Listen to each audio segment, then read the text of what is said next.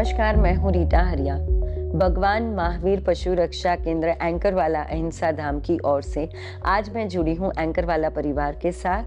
हमारे साथ यहाँ उपस्थित हैं ग्रेट वाइट इलेक्ट्रिकल्स के डायरेक्टर श्री हेमांग भाई शाह और उनकी धर्मपत्नी श्रीमती काननबेन शाह। हेमांग जी जादव जी भाई और जयवंती बेन के बेटे हैं। बचपन से ही उन्होंने जीव दया प्रति अपना लगाव बताया, यानी पशु न सिर्फ काउज यानी कि गाय नहीं, पर हर एक पशु के प्रति अपने हृदय की करुणा को उन्होंने बताया। वैसे इस परिवार ने तो जैसे जीव दया आत्मसात कर ही ली है अपने हृदय में, पर उनके परिवार में आए पुत्र वधू कानन जी भी बचपन से ही जीव दया का प्रेम अपने साथ लेके पली और बड़ी है। तो एक छोटा सा इंट्रोडक्शन आज मैं इस दंपति का देना चाहूंगी। हेमांग जी is a big entrepreneur, businessman, a big business tycoon, a greatest philanthropist. पर कानन जी भी कुछ कम नहीं है। कानन जी इज अ ज्वेलरी डिजाइनर। उनकी अपनी टेक्सटाइल ज्वेलरी डिजाइनिंग की ब्रांड चलती है जिसका नाम है रबारिका। अब रबारिका क्या है? तो रबारिका वो है जिसमें कच्छ में बसी औरतों को वो एम्प्लॉयमेंट देती हैं, खुद ज्वेलरी डिज़ाइन करती हैं और टेक्सटाइल ज्वेलरी फिर मार्केट में बेची जाती है, जिससे वो कच्छ की महिलाओं के एम्पावरमेंट के लिए कार्यरत हैं। उसके साथ आज से 17 साल पहले सबसे पहला एनजीओ जिसकी उन्होंने नींव रखी वो है एंजल्स लिंक फाउंडेशन। और आज से 4 साल पहले लॉकडाउन के समय में जब उन्होंने अपना दूसरा NGO Zara animal welfare foundation जिसकी नींव रखी। तो कई सारी बातें हैं, तो अब मैं इनसे सवाल ज़्यादा नहीं पूछूंगी, पर हाँ, ये कपल हमारे साथ अपनी लाइफ की इस जर्नी को शेयर करेंगे। तो मैं गुजारिश करती हूँ हेमांग जी और कानन जी, एंकरवाला अहिंसा धाम और उसके साथ आपकी हर एक activity, believe me my friends, ये अहिंसा धाम की बात ही है, पर उसके साथ जीव दया के प्रति आप और कितने उत्कृष्ट कार्य कर सकते हो उसकी बातें भी ये शेयर करेंगे। तो जरूर सुनिएगा, समझिएगा और अपनी जिंदगी में अपनाइएगा। पहले तो मैं कहना चाहूँगा कि बचपन से जब भी मैं कच्छ जाता था, साल में 2-3 बार ये ट्रिप होती थी और प्राइमरी रिलीजन के हिसाब से होती थी। लेकिन जब भी जाता था तभी कहीं ना कहीं गायों बकरी जो रोड पे चढ़ने जाती थी, तभी मैं गाड़ी रुका के मम्मी से या जो भी मेरे साथ है जिद करता था कि मेरे को 1, 2 या 3 बकरियां घर लेके जाना है। ये जब भी छोटा था तब से मेरे को प्राणियों से बहुत ही लगन था।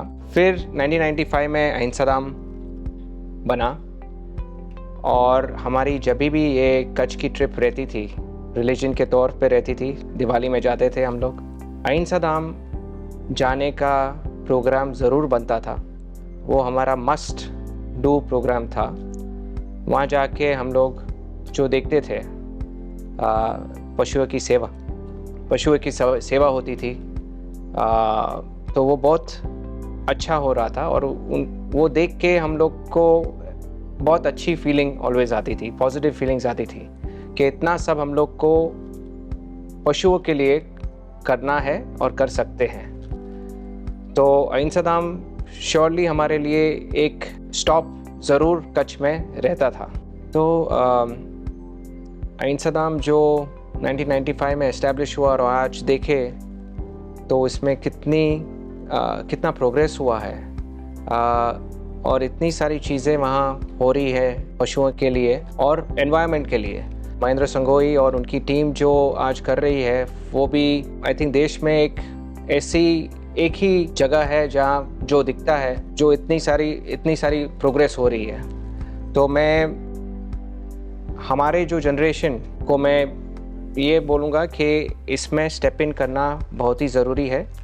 ये काम को कैसे आगे बढ़ाना बहुत ज़रूरी है। और आप जब भी कच्छ जाते हैं तो अहिंसा धाम ज़रूर जाइए। आपको पता चलेगा कि कितने ऊंची स्केल पे उधर काम हो रहा है। तो प्लीज़ आप अहिंसा धाम ज़रूर विज़िट कीजिए કચ્છ में।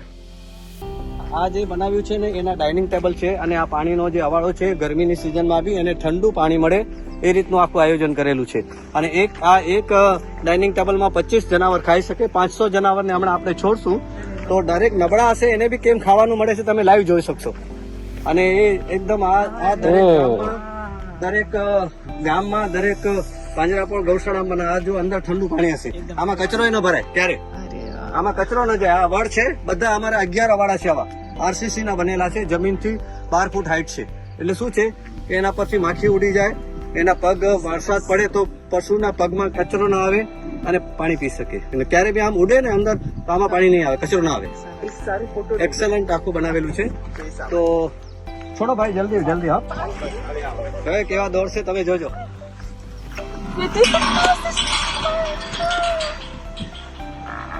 જો સારા હશે આમાં જશે પછી બીજા એમાં જશે ત્રીજા પછી નબળા હશે ને એકદમ શાંતિથી બધામાં પહોંચી જશે 5 મિનિટમાં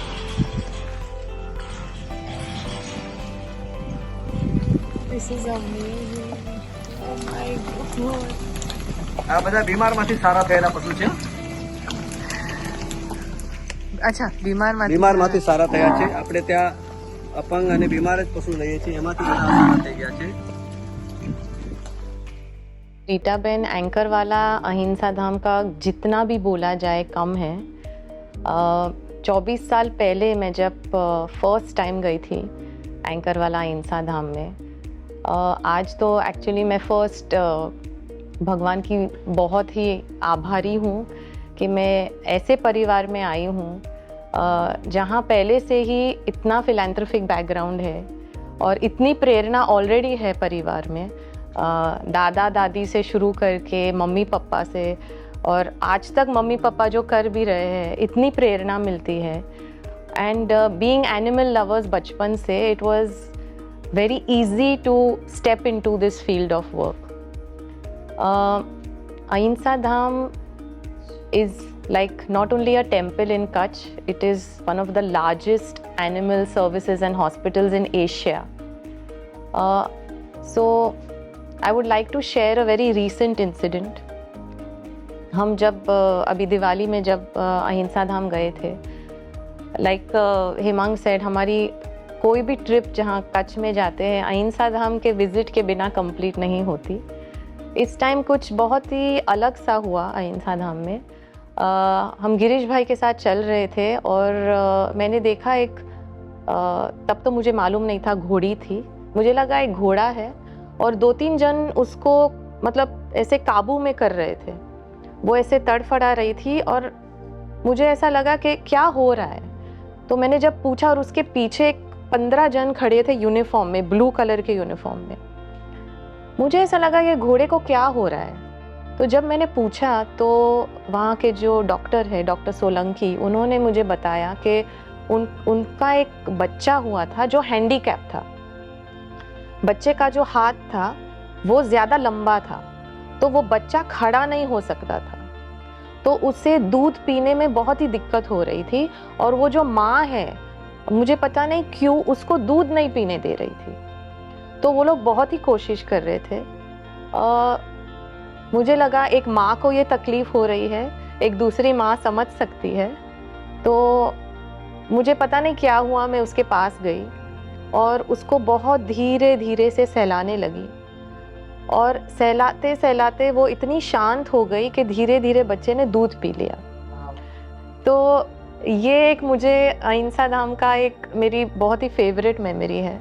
जैसे मैंने बताया कि घोड़े के पीछे मैंने 10-15 जन को देखे जो ब्लू यूनिफॉर्म्स में थे, मुझे बाद में पता चला कि ये वेटरनरी स्टूडेंट्स हैं। तो ये बहुत बड़ी बात है कि हम लोग अहिंसा धाम में वेटरनरी स्टूडेंट्स को ट्रेनिंग दे रहे हैं, वो आके अलग अलग केसेस स्टडी कर रहे हैं। सिटीज़ में क्या होता है कि डॉग्स और कैट्स और एनिमल हॉस्पिटल्स में सब छोटे एनिमल्स पे ज़्यादा स्टडी करने को मिलता है, लेकिन अहिंसा धाम में जैसे डॉक्टर सोलंकी ने मुझे बताया, बड़े बड़े एनिमल्स को स्टडी करने में और उनके ऊपर सर्जरीज और केस स्टडी करने में बहुत कम ऐसे डॉक्टर्स हैं जो प्रेरित होते हैं। तो अहिंसा धाम ये प्लेटफॉर्म प्रोवाइड कर रहा है ये डॉक्टर्स को, और वहाँ पे अकोमोडेशन भी है, तो ये अहिंसा धाम के लिए बहुत बहुत बड़ी बात है। सो थैंक यू अहिंसा धाम कि आप ये डॉक्टर्स को बड़े एनिमल्स की देखभाल के लिए ट्रेनिंग दे रहे हैं। जैसे हिमंग ने बताया कि आप जब कच्छ विजिट करो अहिंसा धाम ज़रूर जाइए, बच्चों को ज़रूर लेके जाइए।